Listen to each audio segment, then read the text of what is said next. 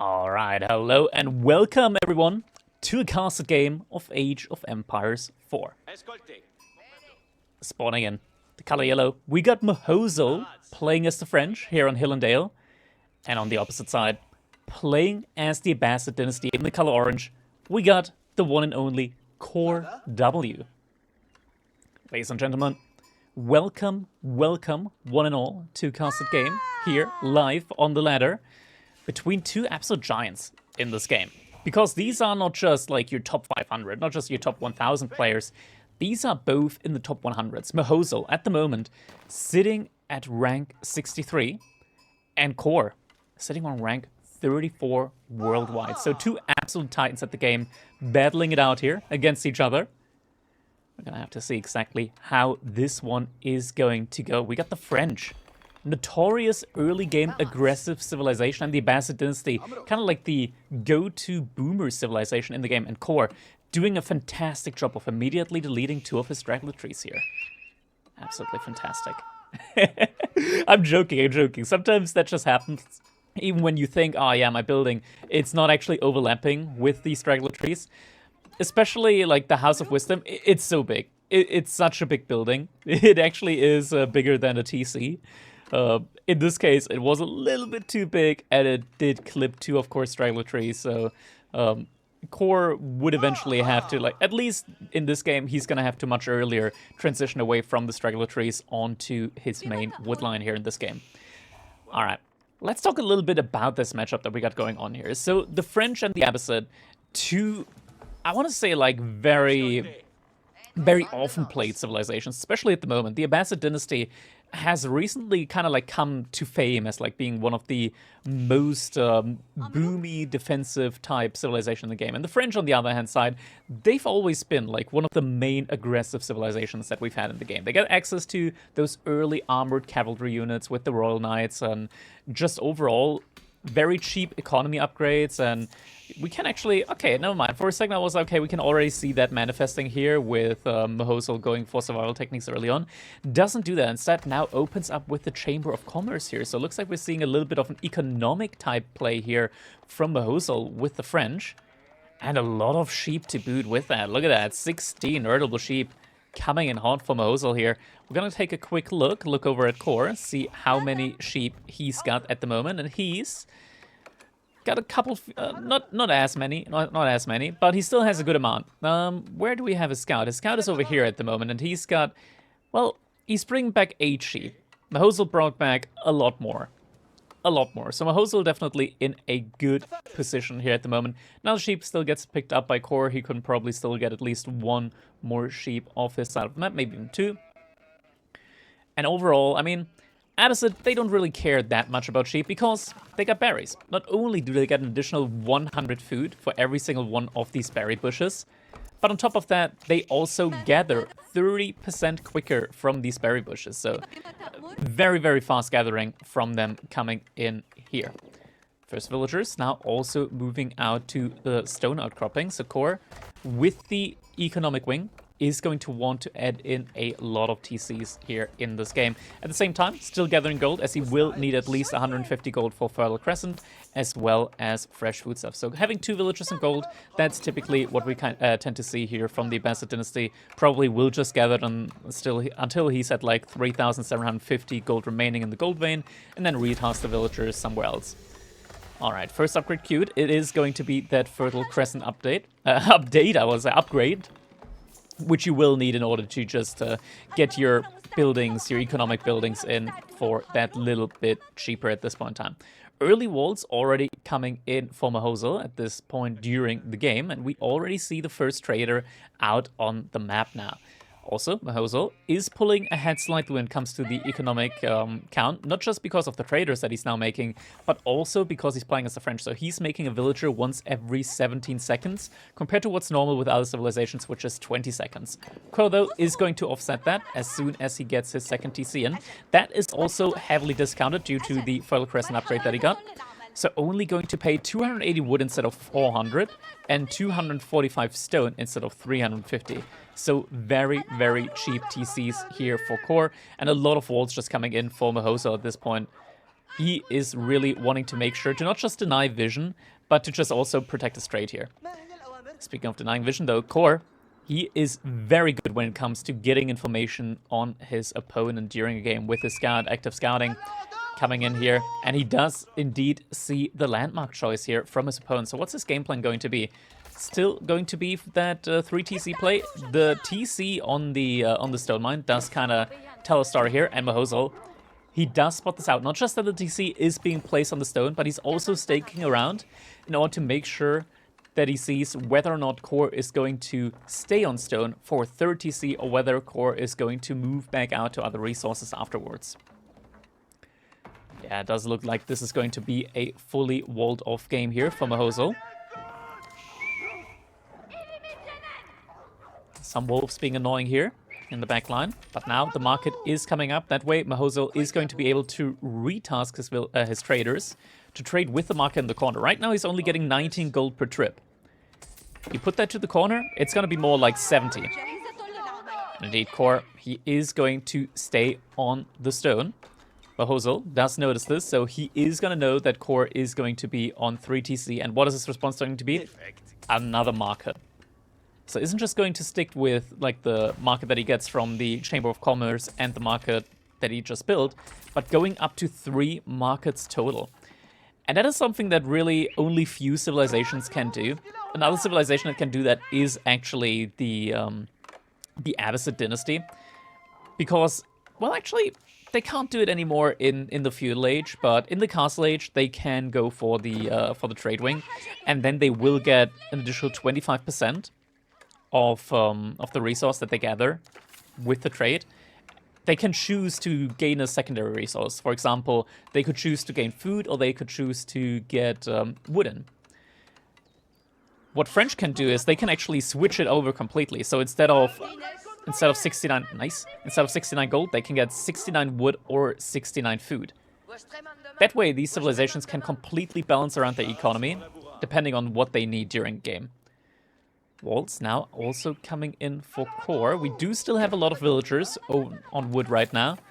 So this kind of tells me that Core probably will want to add in a couple of production buildings now of his own. And there we go. Archery range is now getting built up. Abbasid Dynasty, they do of course have access to the Camel Archer. Very, very strong unit in the game. Does have a relatively high base cost. But the stats that it brings to a fight are absolutely gigantic. 11 base damage for a ranged unit with attack speed that is actually a lot quicker than that of a normal archer. While also doing bonus damage to not just spearmen, but also to units like Janissaries. Like they're basically a riding archer. Well, they are an archer riding on camels, but not only do they provide the camel on ease, they cost a total of 230 resources, so they cost roughly as much as 3 archers. But they do like double the damage of a normal archer. They are way more mobile. They attack faster. They are just overall a really, really strong unit to have. And especially in like the feudal age where not many civilizations get units that can pierce through armor. Having a unit that has so much base damage that can pierce through armor in the feudal age that is not just like not just relatively cheap to produce, doesn't even cost any gold. But it's also quick, mobile, and attacks really quickly. That is just absolutely insane. Now, it does take a long time to produce one of these. 35 seconds. That is not quick. That's as long as it takes for a knight to come out without the School of Cavalry here. But this unit can wreak absolute havoc. Walls have been finished up. We're now seeing a composition of both camel archers and spearmen. You have to be so careful against this army composition. Because you can't just make like 3 archers and take down a camel archer. Against a camel archer you need like more than 3 archers. You need like almost 4 archers. Granted, with the archers at least you can like micro back and forth, but once the camel archers get to a number where they can one-shot archers, which isn't a lot. It's like 7 camel archers can one-shot an archer. And then they can just like one-shot really quickly because they have just so much quicker attack speed. Normal archer is like 1.62 attack speed. Camel archer is 1.38. There is still like a ranged advantage that the normal archer has. Ooh, Core. losing one of his villagers there to that feudal age knight. And both players behind this now also aging up to the next age. We got the Royal Institute coming in for Mahozol. Core behind this, going for the military wing. And this is where it starts to get a little bit dangerous and quite uncomfortable. I can't... words, man. Quite uncomfortable for the French. Because with the Castle Age, we're gonna start seeing Camel Riders. So 2 Camel Riders will come out for free with the military wing in Castle Age. Those, not only do they provide like that really, really nasty debuff with the Camel on ease on the knights, but they also do a lot of bonus damage. At the same time, they also don't take bonus damage from Arbaletria. They aren't a heavy cavalry unit. They're light cav. And they have 270 HP. A knight in Castle Age has 230 HP, so Camel Riders, they're pretty strong. They also have very quick attack speed, so you don't wanna fight with like knights against Camel Riders. Now, we do see Mahozol doing the right thing. He's messing Arbaletria. Why is that the correct thing? In Castle Age, Arbaletria trade relatively well against the Camel Riders, because not only do they have relatively high base damage, and Camel Riders don't have Pierce Armor, but they also get the Gamberson upgrade, which is also cheap due to the Royal Institute. That is 5 melee armor. Camel Riders, they do have quick attack speed, but what they don't have is as much base damage as a knight. Base damage for a knight is 26. 26 damage for a knight. Well, at least with the blacksmith upgrades. For Camel Rider, it's more around, let's say, 14. So with that, a lot of the damage that a Camel Rider would do to an Arbaletria gets counted out or just completely negated. We do now see a couple of these spearmen going around and trying to put some pressure on Mahozol. Mahozol at the moment still leading in the villager department, has 27 traders out already. And they're trading quite nicely here. 69 resources each every single time. He's also getting in stone, so he's trying to get some stone walls up. Military units now being sent over to deal with this little battalion here. Stone walls behind this being put up by Mahozol. Villagers a little bit unsure about which segment they want to build right now. Might want to pull the villagers over here a little bit earlier, prioritize this wall, as we do have one of the segments being burned down there. Villagers probably also need to get pulled in order to start walling this side. And behind this core, he's getting some outposts up. He's starting to take map control. And we do also have scholars now coming in for him. Scholars on Mahozol's side as well. So both players are gonna look to take control over some of these relics. Little Spearman army is gonna get cleared up here now by Mahozol, who is still active with the scout at this point in time. So nicely done here, just getting information on the army composition that his opponent is gonna go with, and it is going to be crossbows and archers, with some spearmen mixed in as well. Now, Core has the composite bow upgrade that he can get as the Abbasid Dynasty. That is going to drastically reduce the attack speed of his archers. So you think a Camel Archer attacks quick with 1.38. Wait until you see an Archer with composite bow. Right now, 1.62, that's going to go down to like 1.12. Another relic is going to get secured. And, oh, Mahozol, he was very greedy with trying to take that relic. That one is not going to go through. Might potentially be able to take the relic here on the side, though, if Core didn't spot that one out. We're going to quickly switch over to the Fog of War. He only has a rough estimate of the units here from Core. This monk is not going to make it home. Core has a very good amount of vision here towards his opponent's base with this one outpost. Lacking a little bit when it comes to the vision over here, though, on the other side of the map. At the moment, that's not a big issue for them. Military count is relatively even between the two Mahozol right now, just spamming out more and more of these Arbaletria. Stonewall's just about finishing up now on all of these sides from Mahozol. Something that I see a lot of times from French players, though, is when they go for these stone walls, sometimes they forget to get the front. Like, sure, it's nice to not have to react on the sides, but in a situation where you're not, like, 100% matching the army count of your opponent, you will probably want to also have some stone walls on the front side. And we are actually seeing those stone walls now coming in on the front side as well. Mahosel behind this, still gathering stone. Doesn't quite have enough for a keep yet.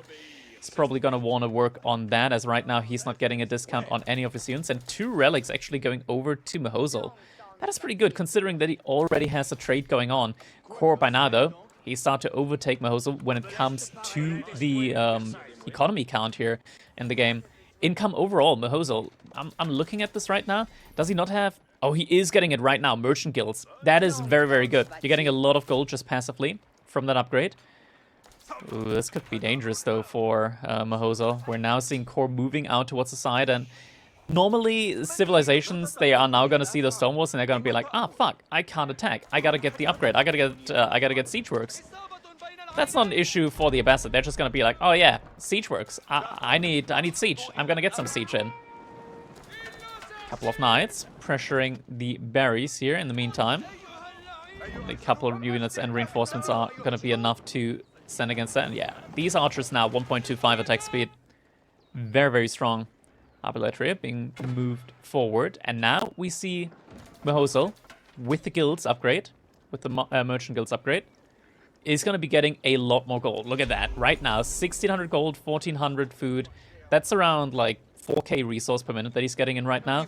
Core on the other hand side, he is sitting at above 4,000 resources per minute right now. Stonewall Gate is starting to get constructed here by Mahosel. But this army count difference, it's pretty great at the moment. Like, Core's got a really big military lead here. And the Knights, where'd the Knights go? Looks like they lost a little bit of HP here behind this.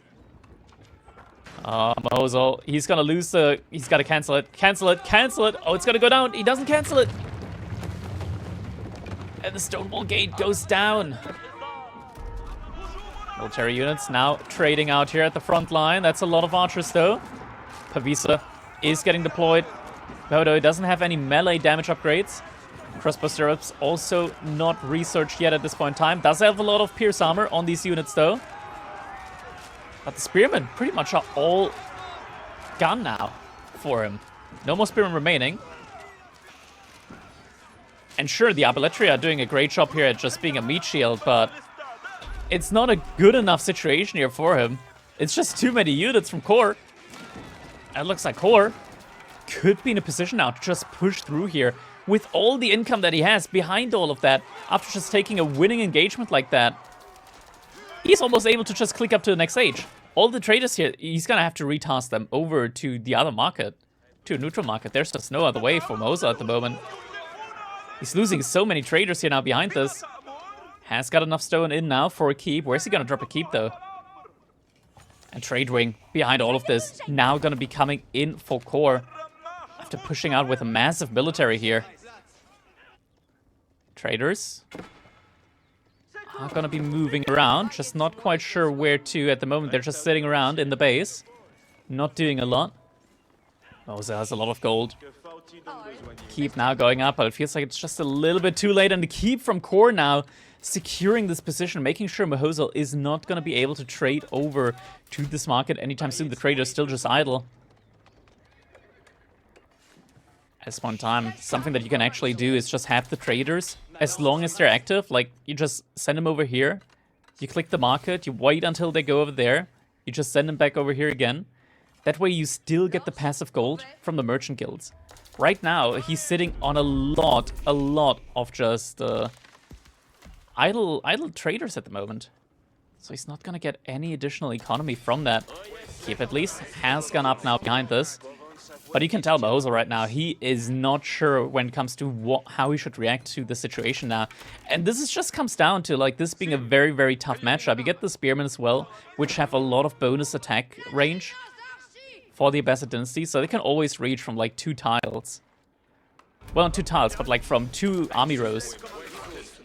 Seeing men-at-arms coming in now as well, but it's not just archers for Core, they're crossbowmen as well. Behind those sacred sites have now been captured, and we can just see the economy. It's been plummeting for Mahosel. He's moved out to the deer now with 21 villagers. That's a lot of just easily accessible economy to raid, and okay, it looks like that's the game. That's game. Okay, I'm not sure why it booted us out there at this point in time, but we're gonna take a quick look back at the stats here. So we are sure, yeah, indeed, it is just the game ending after that situation. I suppose Mahosel, he just saw the age up coming in from core. It's weird. Sometimes the game just kind of like boots you out at the end of it. Oh, that's already another game. But yeah, core, a lot more food in the tank. Look at the timeline, military count, and yeah, even though like army counts, they weren't too drastically different, and sure, artillery, they do get a lot of bonuses here against the army, especially with the Pavisa deployed. It just wasn't enough in the end. And core taking the military lead here and just aging up behind that. Mahodo knowing, okay, I am not in position to follow up with the age up anytime soon. Very far behind when it comes to that. Villagers very idle there towards the end. It looked good as long as the trade was active there for Mahosel. Like we can tell, resource gathered overall, he was fairly even to core. But in the end, like as soon as the trade gets idle, that's kind of where you're starting to just fall behind. Ladies and gentlemen, that's going to be it for this game. I hope you guys enjoyed this game. If you did, feel free to maybe leave a like on the video. Maybe even consider subscribing in case you want to see more content like this here on YouTube. Once again, thank you guys so much for watching, and I hope I see you all in the next one. Have a good one.